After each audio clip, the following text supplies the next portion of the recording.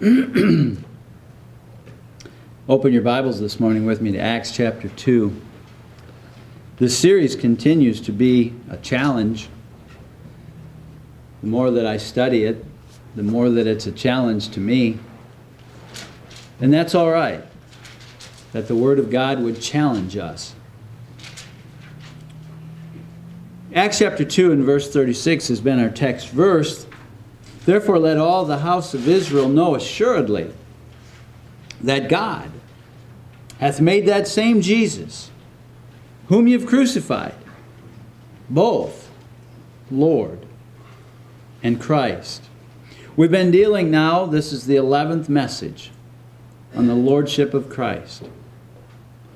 I had, a long time ago, I had a spot on the front of my car for a license plate, and of course we don't require them in this state, so I wanted to put something on there. And with my sense of humor and stuff, I thought I'd put something on there playful. I thought about different things. And then I ran across the one that I have on there, Jesus is Lord. It's interesting to watch people notice that license plate. I've seen people go,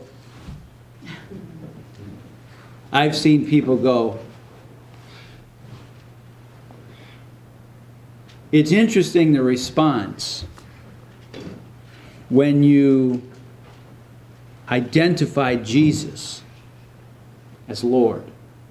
The Bible identifies Him as Lord. And as I said yesterday in the conference, and I've said it many times, you don't make Him Lord. God already has.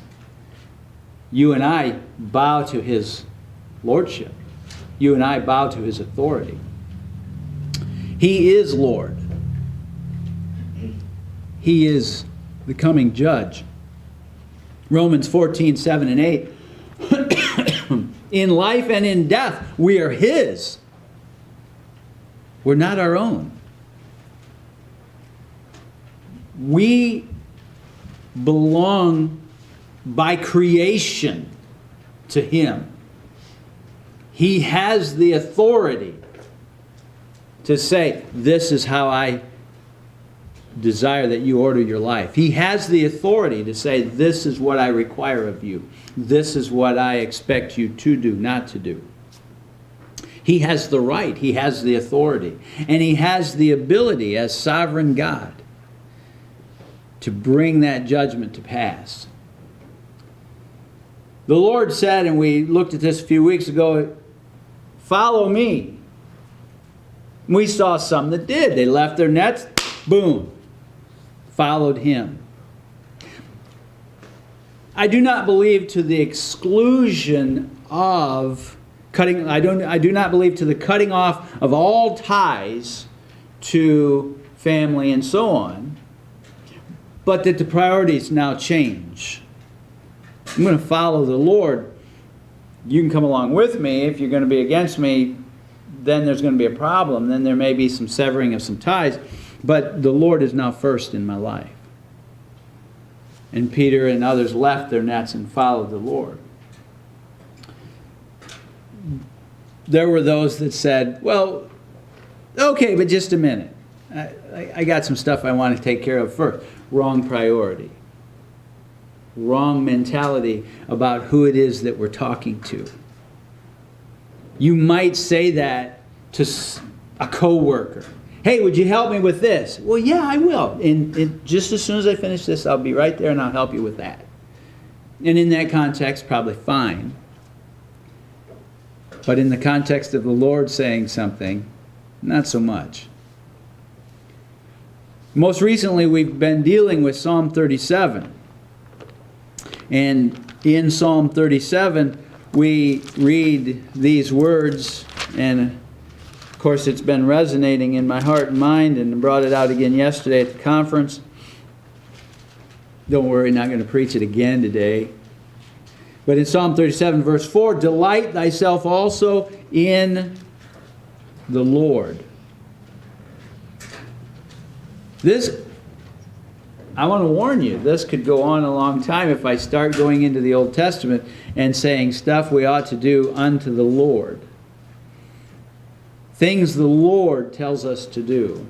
Things the Lord tells us we are to be. Things the Lord tells us we are to avoid. Haven't yet determined how long to take this. But delight thyself also in the Lord. Make Him your priority. Make Him the source of your joy.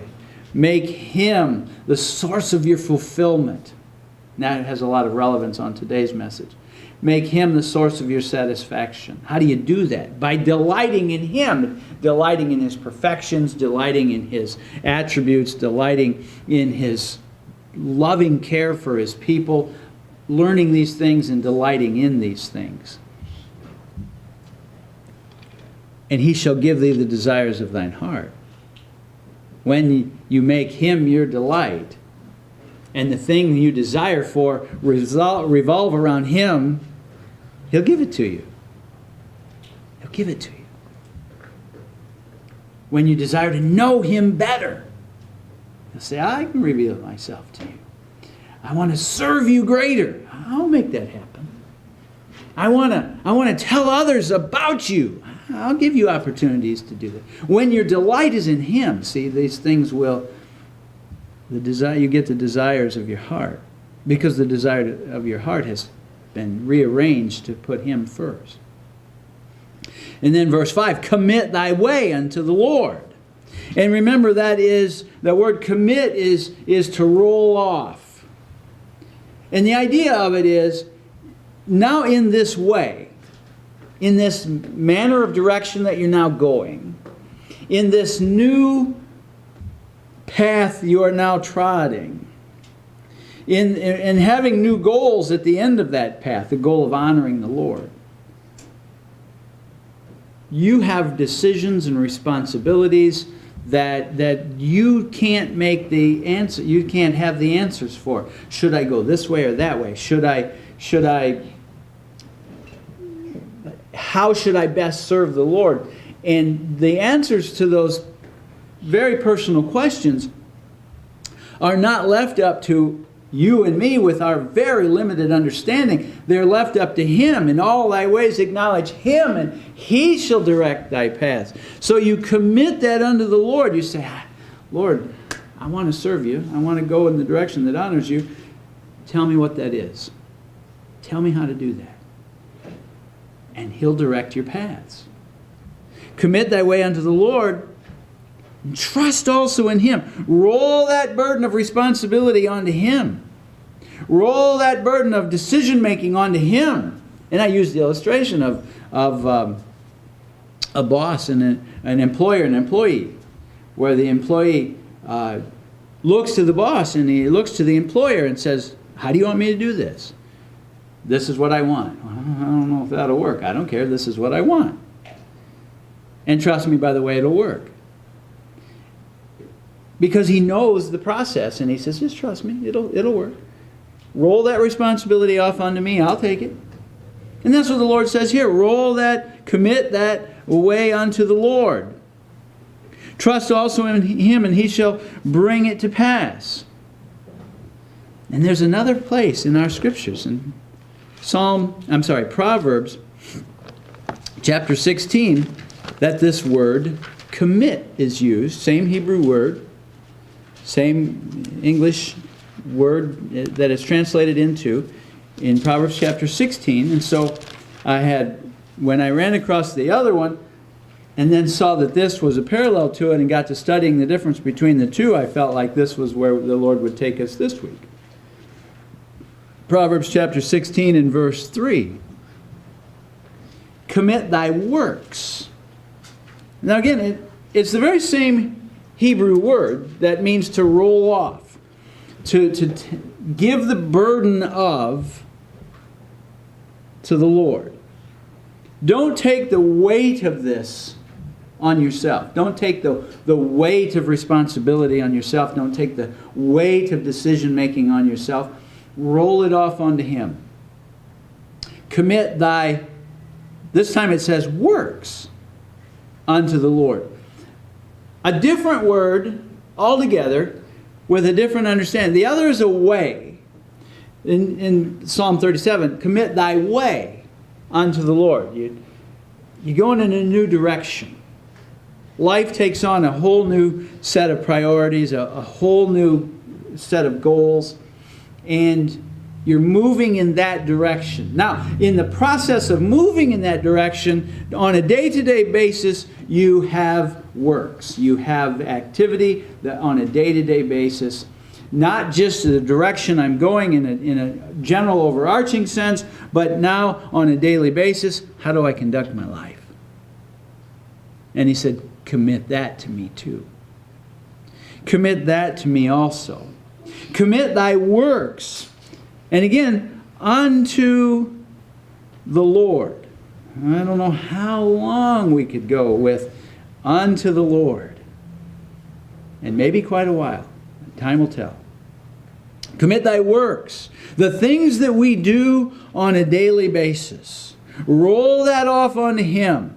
The responsibility, the decision-making process, roll that off onto Him. Yield to His leadership. It's not within our best interest to take all the decisions of life. Think about the decisions you make in a day. Think about the decisions from I passed this guy on the road the other day, and he was deep in thought. And I saw him, and I waved, and he just drove right on by and didn't see me. And so I, when it was safe to, I texted him. I said, I passed you on the road, I waved to you, and you didn't say anything. You didn't wave back. And he wrote me back, and he said, I was deep in thought about the important things of life. Burger King or Taco Bell. And Janet's grossed out by both of them. We make decisions on a daily basis, all the time, without consulting the Lord. Many times. And it would serve us well to remember every decision that we make has a consequence attached to it. Burger King or Taco Bell both have a consequence attached to it. We make decisions every day, far beyond where we're going to eat and what we're going to eat. We were leaving for going down to see Jen's mom Thursday after work. And there are roughly 3 different basic paths that we can take to get there. Roughly 3 different routes.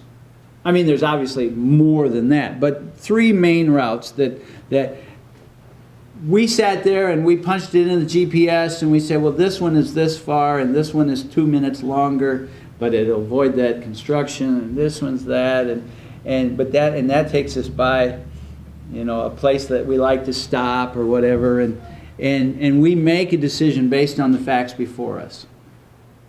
How many times in a day do you do that?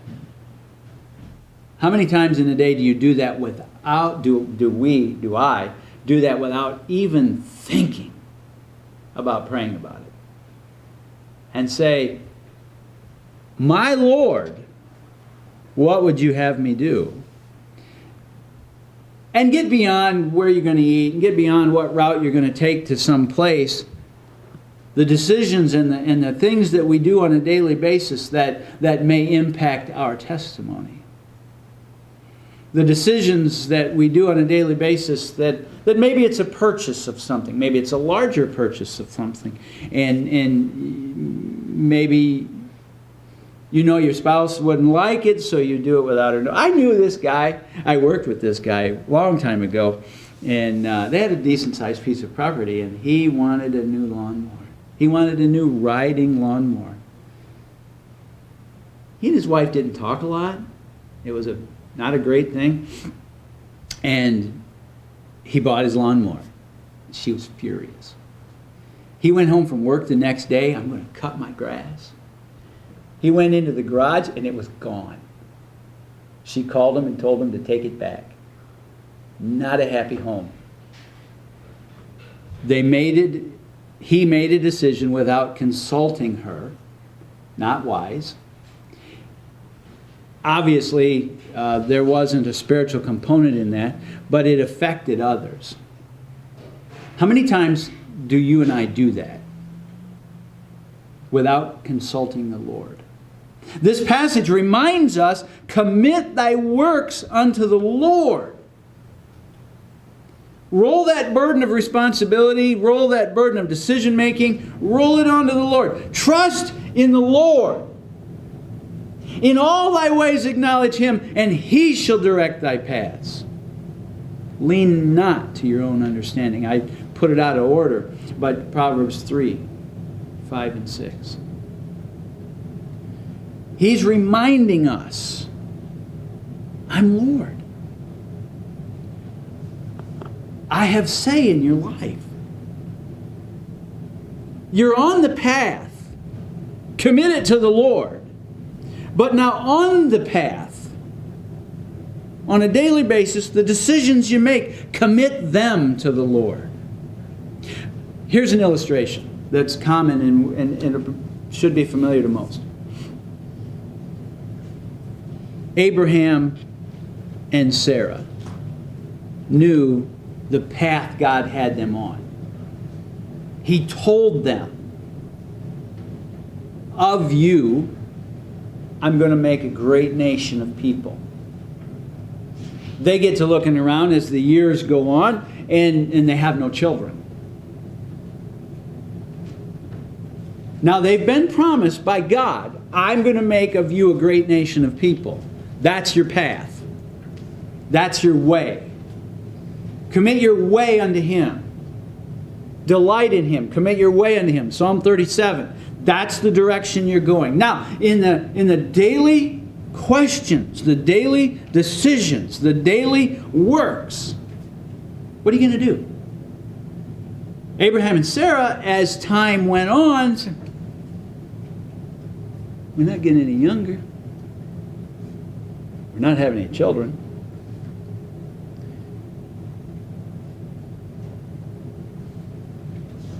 They come up with a plan. Hagar's, Sarah's handmaid. She will bear a child to my husband, and this child will be raised up as mine, and through him. Did they commit that to the Lord? Did they seek the Lord's leadership in that? Was that a work they committed to the Lord? Or did they lean to their own understanding? And they didn't acknowledge him. And he didn't direct in that. And it was a disaster. It was and still is today a disaster. It seemed like it was going to work out okay. They thought, like Brother Farmer put it yesterday, we're going to help. I think it was Brother Farmer. We're going to help God. We're going to help God. God needs help in this. No, he doesn't. He needs us to listen to him, to follow him. Not to lean on our own understanding. We'll look at the circumstances, we'll get a calculator out, and we'll say, this is what's best. This is what I need to do. And we won't pray about it sometimes. And we heard one Friday night talk about an impulsive purchase that he made that he hated. Y'all ever done that? You know, almost every time I make an impulsive purchase, I sell it. Or wish I could, you know? Almost every time. Not always. But a lot of times. You think it's going to work out this way, and it doesn't. And I bring that up because it says, commit thy works unto the Lord, and thy thoughts shall be established. The thing that you think will come to pass, that's what's going to come to pass if it's committed to the Lord. Abraham and Sarah's work that they entered into, they thought this would be okay. They thought this would work out. Didn't work out. Didn't work out at all. And then you have the same word in Ecclesiastes. Ecclesiastes chapter 2. You have it actually in more than one place, but chapter 2 is the most concise usage of it. The old, wise, now older preacher in Ecclesiastes. Oh, I'm in Proverbs. That won't make any sense at all. Ecclesiastes chapter 2, the old preacher has some wisdom to share with us on committing our works unto the Lord. And He shall establish the thoughts of thine heart. The word works. Look what it says in chapter 2 and verse 4. I'm going to emphasize a word as I read chapter 2, verses 4 through 9, and let's see if you pick up on it. I made me great works. Just wanted to make sure you picked up on it. I made me great works. I builded me houses. I planted me vineyards. I don't hear a lot of prayer in there. I don't hear a lot of the Lord led me to do this. I don't hear a lot of committing this to the Lord. Ecclesiastes is, I believe, at the end of Solomon's life. Later in the book, he gets to the point where he's, in very picturesque terms, describing the human experience as the body gets frail and as the teeth fall out and all the stuff that happens. And he ends the book in Ecclesiastes with the whole duty of man is fear God, keep His commandments.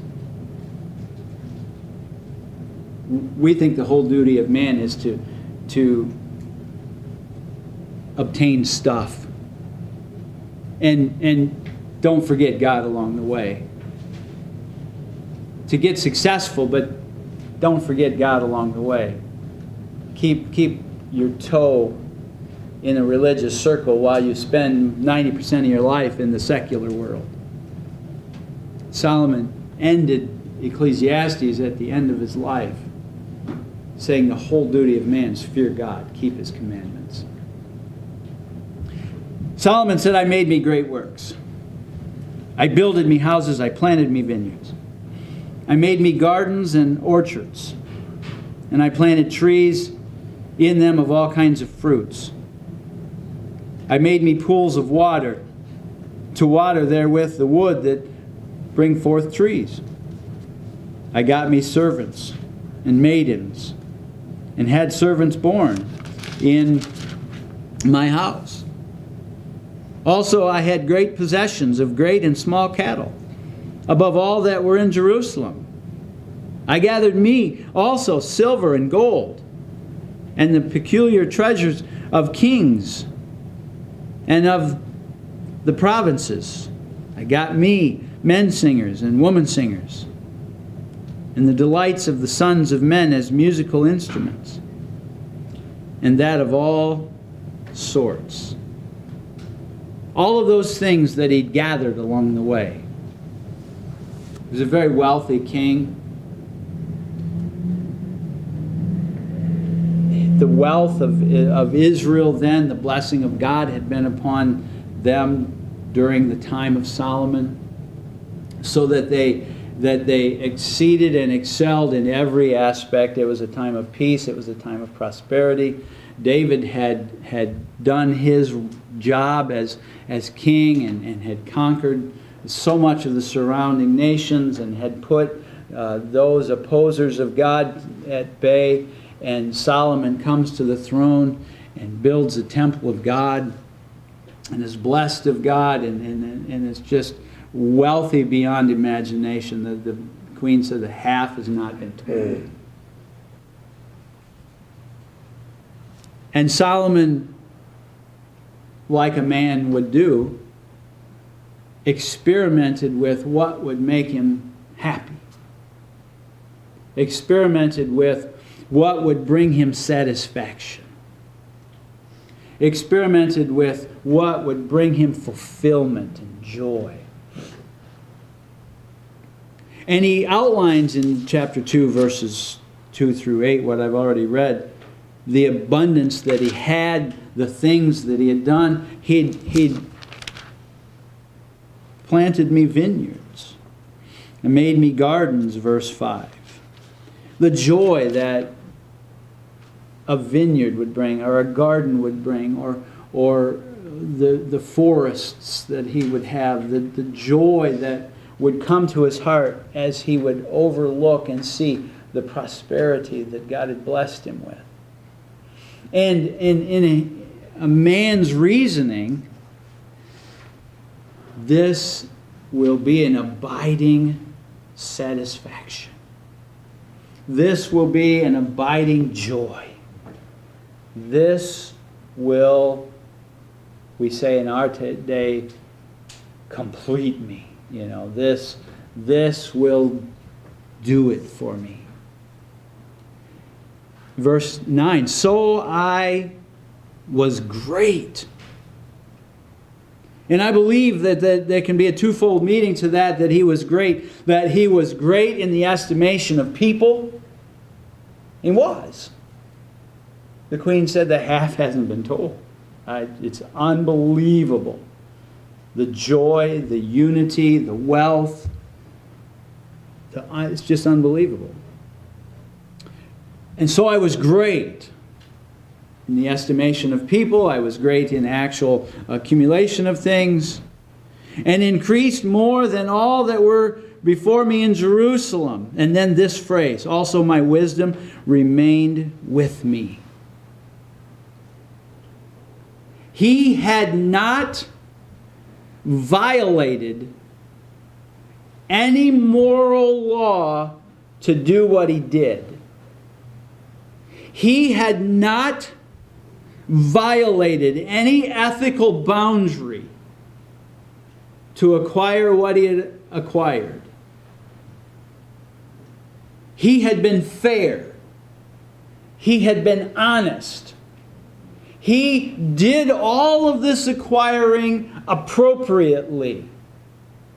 Played by all the proper rules.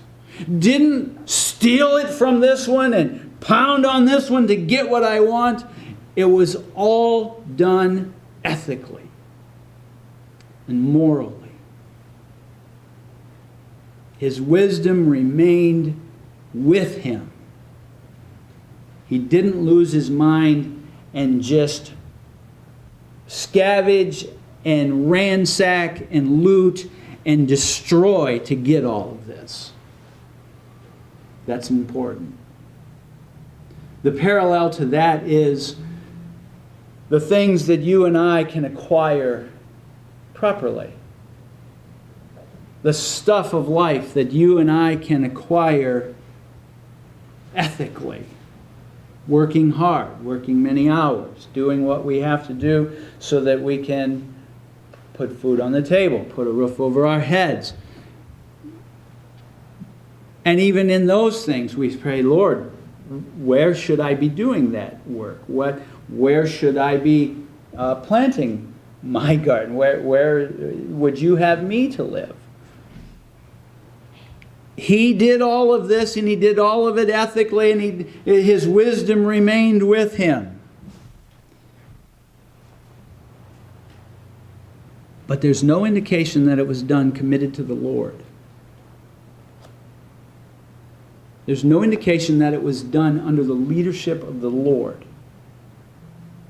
There's no indication that he ever once said, Lord, would you have me to do this?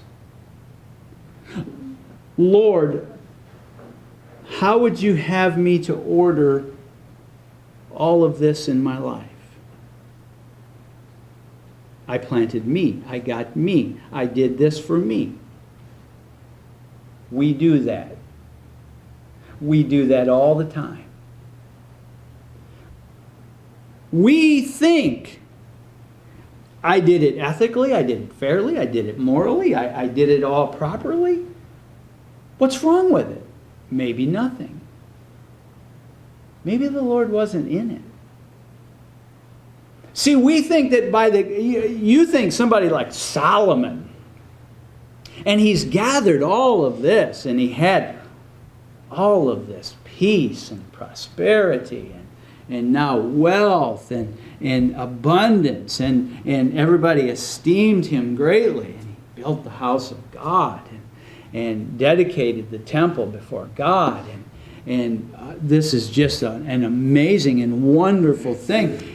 He can sit back and for the rest of his life go, wow, life is good.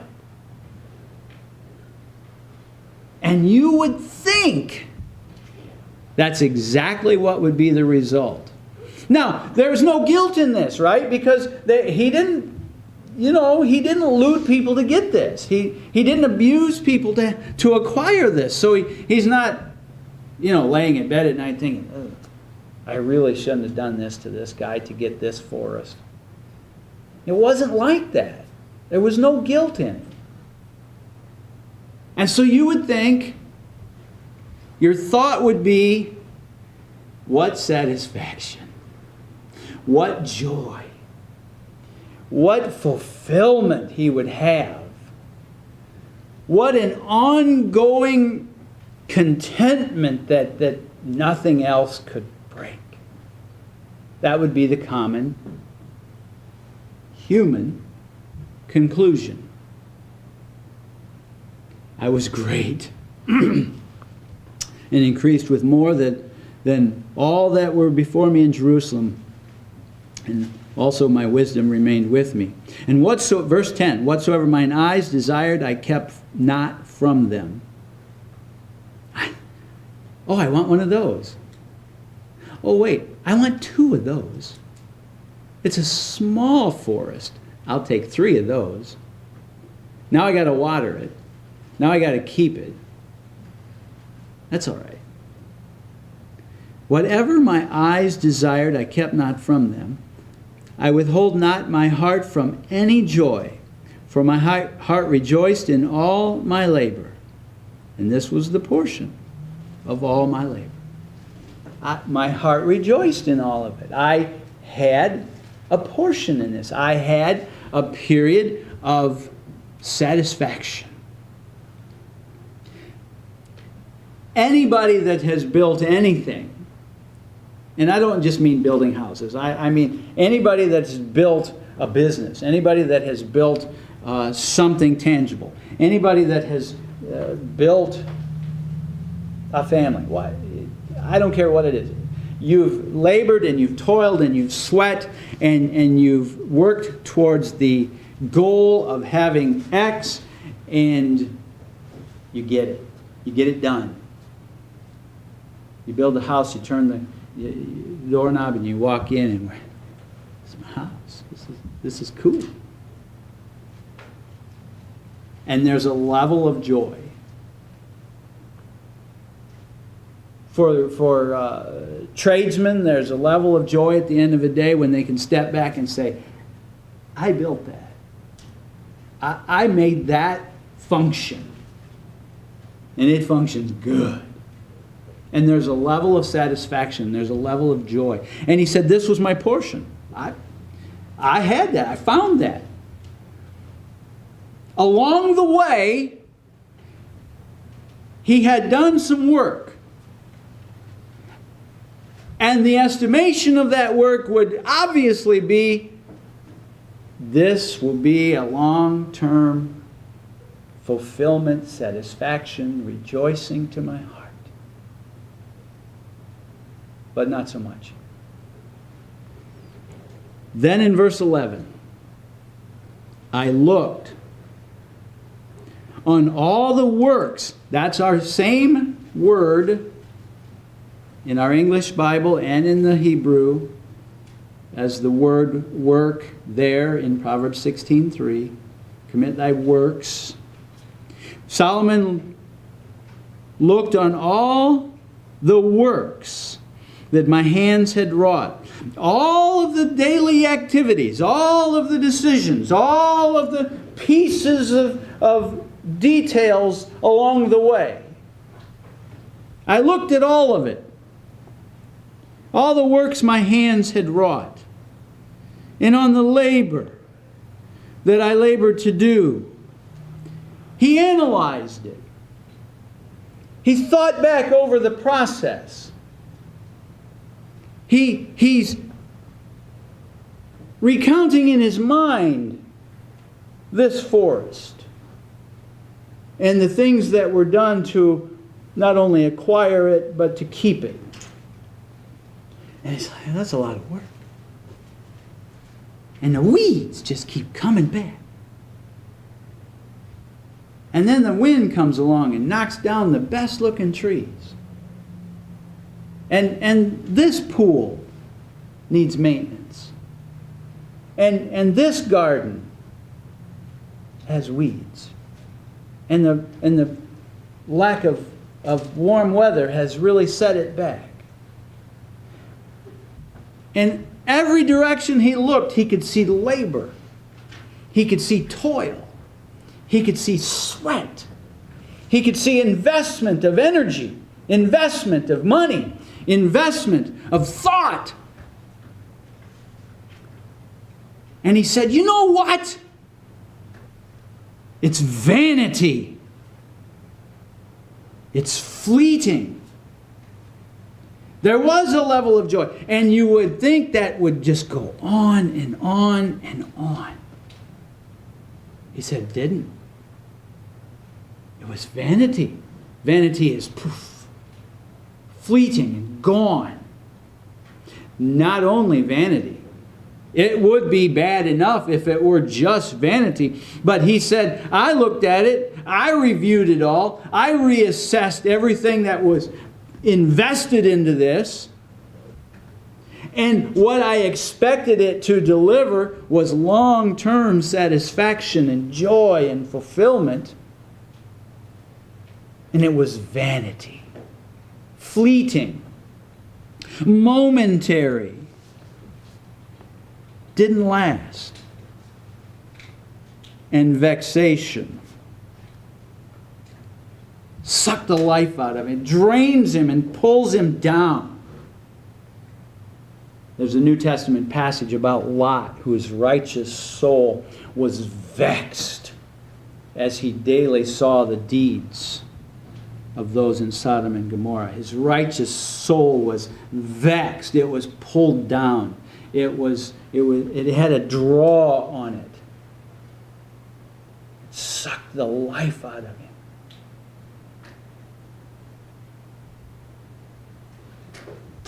It seems to me what we're learning in Ecclesiastes 2, that Solomon did nothing morally wrong.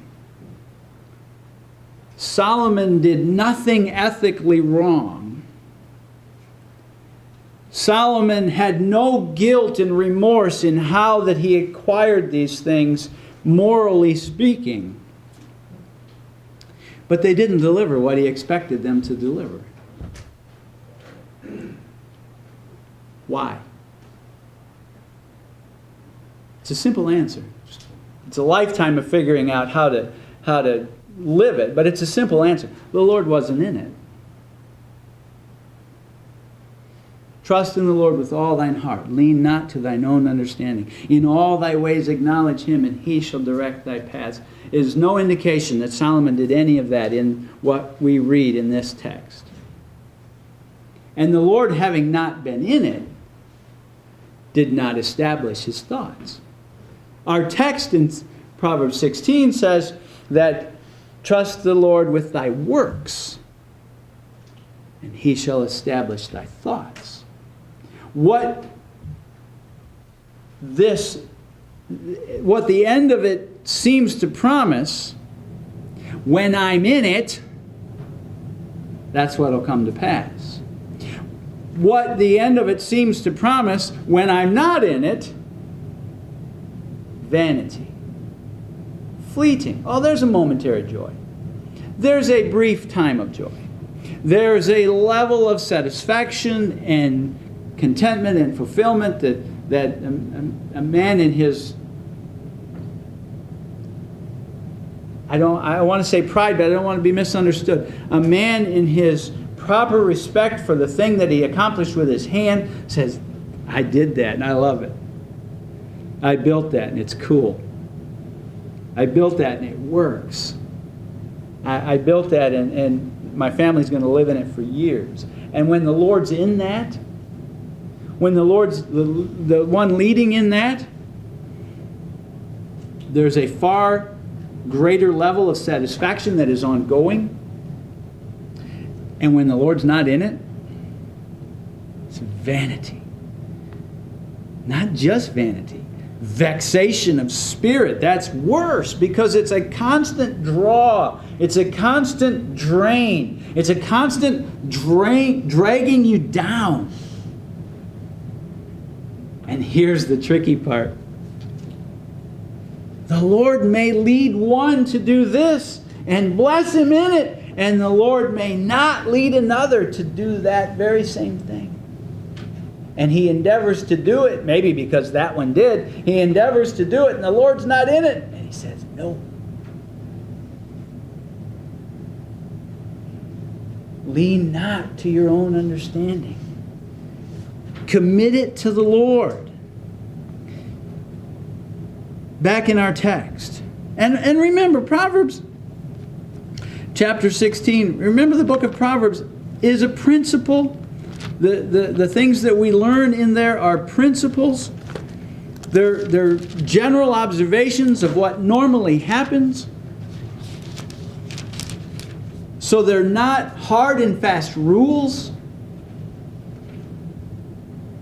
But Proverbs, Solomon is making general observations of things that normally happen. And normally what happens when you commit thy works unto the Lord, when He's the one leading in the process, and you're not leaning to your own understanding, but you're trusting in Him, and you're acknowledging Him, and He's directing your paths, and He leads you in the path that you should take, and along that path, He gives you the day-to-day decision-making process. I want you to do this. I want you to purchase one of these. I want you to not do that. And He closes the door. And along that process, commit thy works. Not to yourself.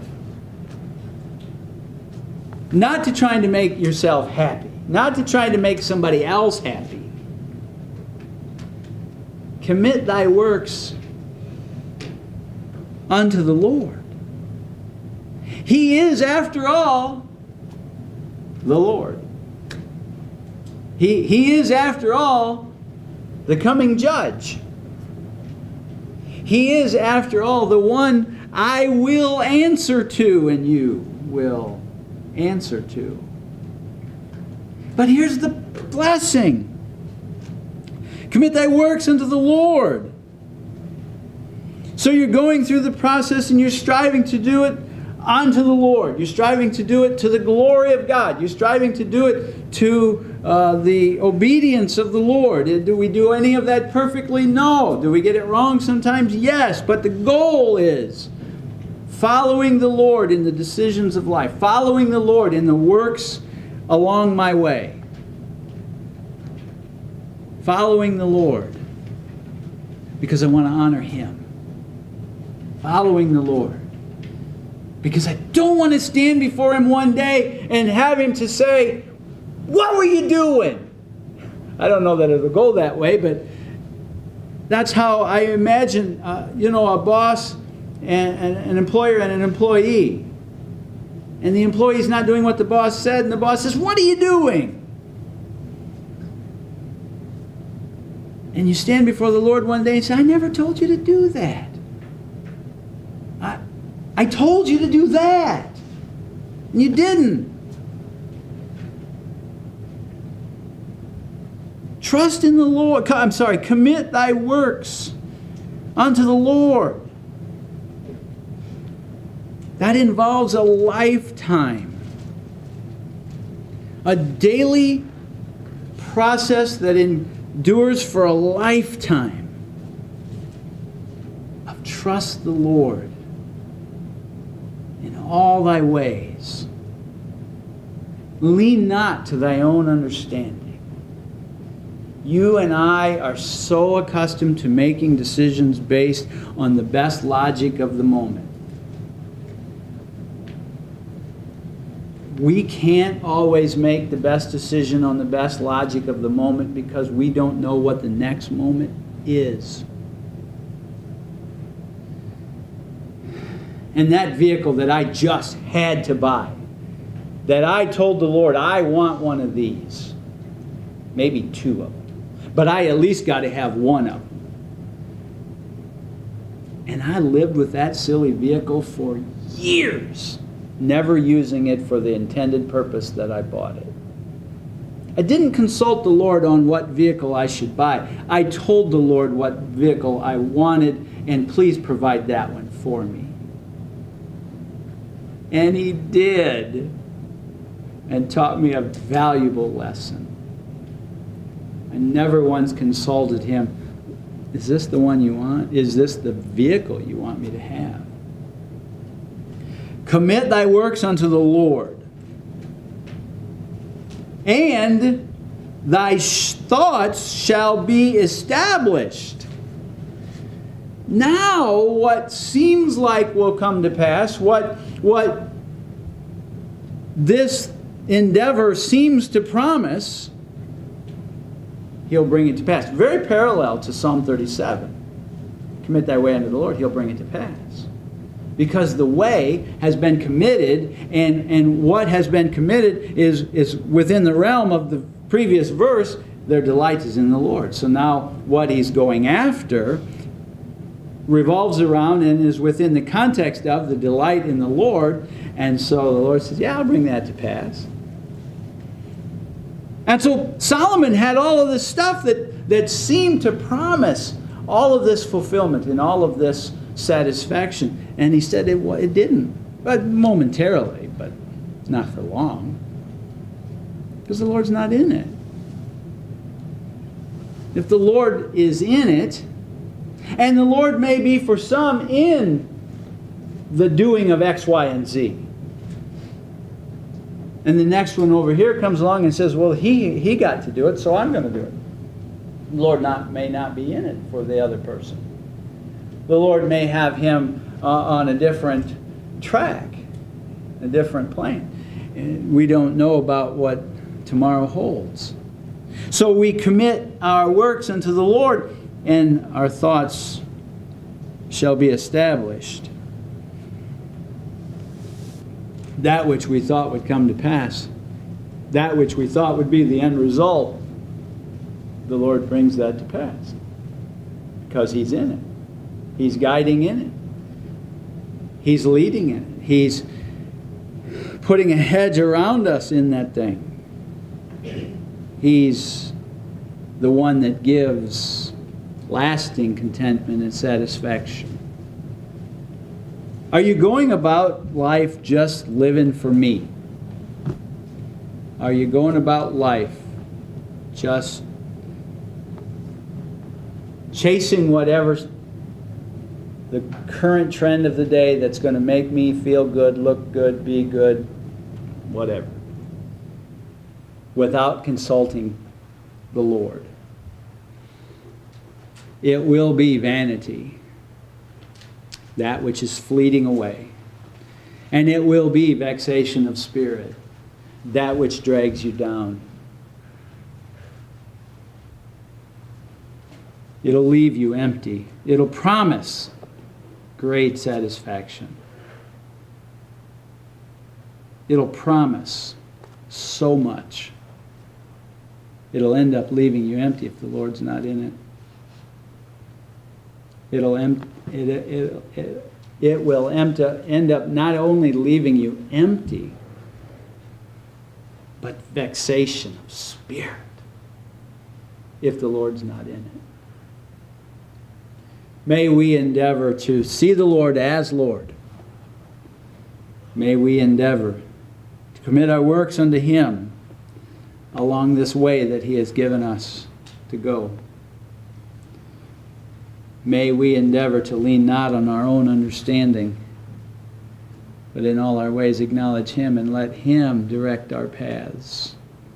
And that's the idea of commit thy works unto the Lord. Roll that burden of responsibility onto Him.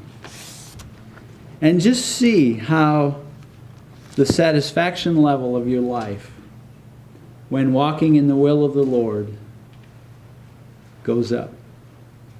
Just see how the contentment that people want, contentment. Nobody walks around and say, I want to be discontented in life. I want to be unsatisfied in life. Nobody walks around like that. We want to be contented. We want to be satisfied. We want to have a level of fulfillment. Solomon said in Proverbs 16:3, commit thy works unto the Lord, and thy thoughts shall be established. You'll find that in the context of delighting in the Lord. Let's stand.